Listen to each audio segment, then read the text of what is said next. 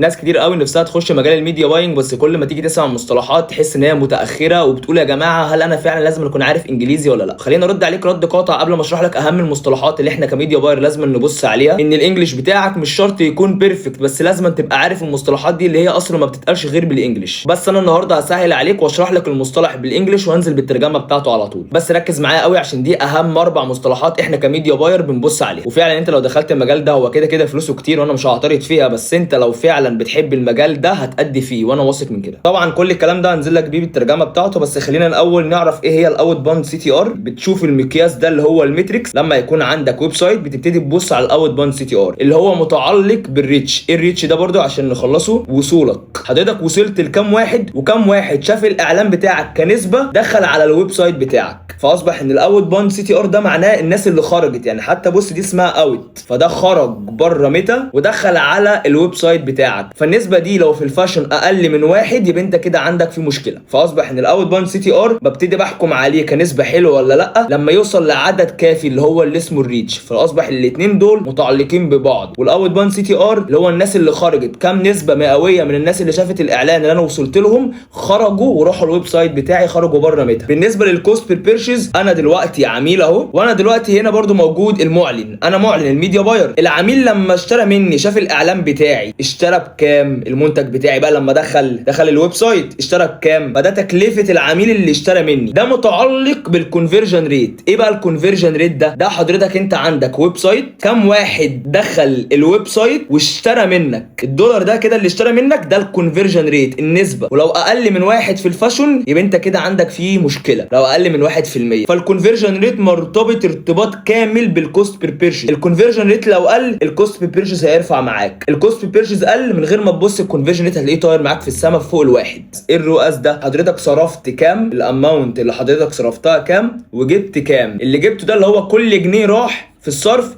جاب كام جنيه معاه. فده اسمه الرؤاس اللي هو ريتيرن اون اد سبند، العائد من الانفاق الاعلاني بتاعك. ده مرتبط بايه؟ الرؤاس ده لو عالي معناها حاجه واحده بس، ان الافريج اوردر فاليو عالي. الافريج اوردر فاليو ده هو متوسط قيمه الاوردر. لما حضرتك مثلا يكون عندك ويب سايت، العميل بدل ما يخش يشتري قطعه اشترى قطعتين، فالقطعتين دول مثلا بدل ما كانت القطعه ب 1000 بقت ب 2000، فاصبح ان متوسط قيمه الاوردر عند حضرتك بقت ب 2000. فدي لو عليت اللي هو الافريج اوردر فاليو بتاعي، فاصبح ان الرؤاس عندي هيعلى اجباري. الكوست بير كليك. ايه بقى الكوست بير كليك ده؟ اللي هو حضرتك العميل ده الاعلان بتاعك، عشان العميل بس يدوس كليك عليه اللي هو يضغط بس على كلمه مثلا اوردر ناو، فانت بتدفع كام بقى على الكليكايه اللي بتحصل من العميل. طبعا الكليك ده عندك مرتبط ارتباط كامل بالفريكوينسي وبالسي بي ام عندك. يعني الكوست بير كليك يعلى لو السي بي ام عندك قلت او الفريكوينسي عندك هي اللي هتقل. طب يعني ايه سي بي ام ويعني ايه فريكوينسي؟ العميل شاف اعلانك كام مره، يعني انت الاعلان بتاعك ده اتعاد على نفس العميل، يعني مثلا لو 2 فانت كده اتعدت على العميل كام مره. معدل تكرارك على نفس العميل كام مره؟ 2 غلط، ما ينفعش تتعاد على العميل اكتر من 2. 1 وكسور ونص مثلا، 1 ونص عادي ما فيهاش مشكله. فالفريكوينسي لما تقل معدل تكرارك على نفس العميل عشان ما يزهقش، فانت عندك لما دي تقل فالكوست بير كليك عندك بتقل على طول. طيب انا عندي الفريكوينسي انا ما بتعادش على نفس العميل اكتر من مره، بس برضو عندي الكوست بير كليك اللي هي تكلفه الكليكايه عندي في الاعلان بتاعي بالنسبه للعميل غاليه، فالمشكله ممكن تكون عندك في السي بي ام. السي بي ام معناه هنا اللي هو الكوست بير امبريشن، بدفع كام عشان اظهر ل 1000 واحد. الامبريشن دي يعني ظهوري، يعني الاعلان بتاع حضرتك ده ظهر كام مره على الانستجرام وعلى الفيسبوك على التيك توك. الامبريشن واحده معناها واحد في اي بلاتفورم. حضرتك اعلانك ظهر كام مره على البلاتفورم دي، ونسبه ظهورك دي حضرتك بتدفع عليها كام. كل 1000 ظهور بتدفع عليها كام، عشان كده سموها